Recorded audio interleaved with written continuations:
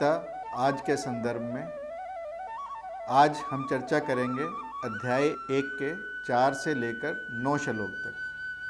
4, 5 और 6 श्लोक में पांडव सेना के मुख्य महारथियों का वर्णन है। इन सब को भीम अर्जुन समा यानी भीम और अर्जुन के समान बलशाली कहा गया। सर्व एव महारथा अर्थात सबके सब महारथी हैं। और 7, 8 और 9 श्लोक में दुर्योधन का संकेत अपनी सेना की ओर है, यानी अब कौरवों की सेना की व्याख्या हो रही है इन तीनों श्लोकों में।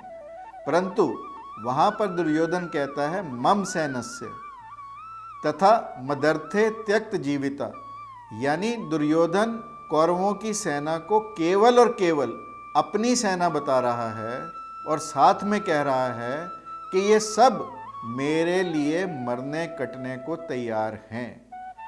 ये दुर्योधनी सोच ही ऐसी सोच है जो एक स्वार्थी सोच है, जो एक अहंकार की सोच है और जो केवल और केवल मेरे के लिए है, दूसरों के लिए नहीं है।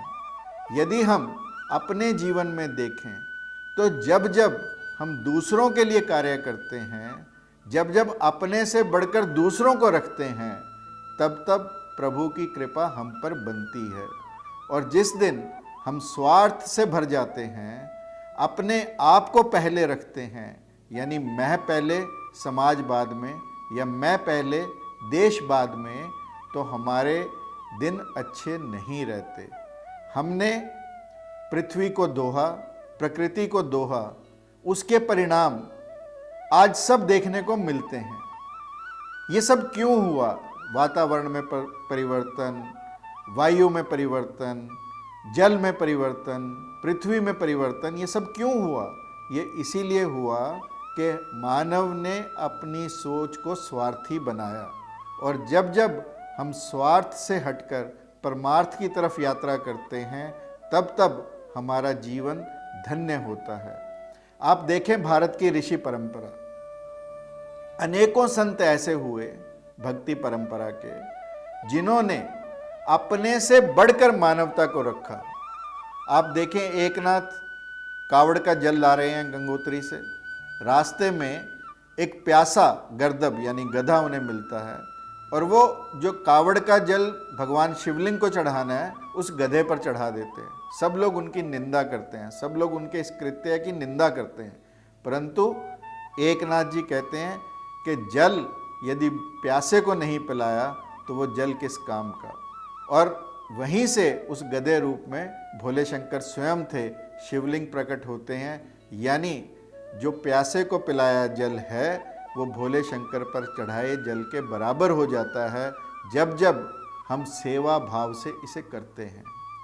संत तुकाराम के जीवन का प्रसंग है कि जब भी कहीं से कुछ आते तो रास्ते में जो कोई भी मिल जाता उसे वही सामान बांट देते। और एक दिन उन्हें खूब सारे गन्ने मिले, रास्ते में बच्चे मिले, बच्चों ने गन्ने मांगे, तुकाराम जी ने बड़े खुशी खुशी उन्हें वो गन्ने दिए और बच्चे भी खुशी खुशी जाते रहे। जब तक घर पहुंचे तो उनके पास केवल एक गन्ना बचा और पत्नी देखकर चिल्लाई कि आज खाने को घर में कुछ नहीं है और आप एक गन्ना लेकर आ गए। और वो एक गन्ना तुकाराम जी की पीठ पर दे मारा और उसके 2 टुकड़े हो गए। तो तुकाराम जी ने जो कहा वो हम सबके जीवन की दृष्टि को बदल सकता है।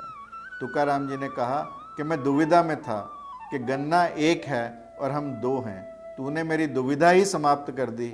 अब 2 गन्ने हैं, एक तू चूस एक मैं चूसूं। यानी हमारी सोच हमेशा दूसरे के प्रति होनी चाहिए, दूसरे की भलाई के लिए होनी चाहिए, परोपकार के लिए होनी चाहिए। इसीलिए महर्षि वेदव्यास ने 18 पुराणों की रचना के बाद कहा कि यदि इन 18 पुराणों का सार मुझे कहना है तो उसमें 2 ही वचन हैं, परोपकाराय पुण्याय पापाय परपीड़नम, यानी दूसरे को पीड़ा देना पाप है और दूसरे की सेवा करना पुण्य है। जय श्री कृष्णा, जय श्री राम।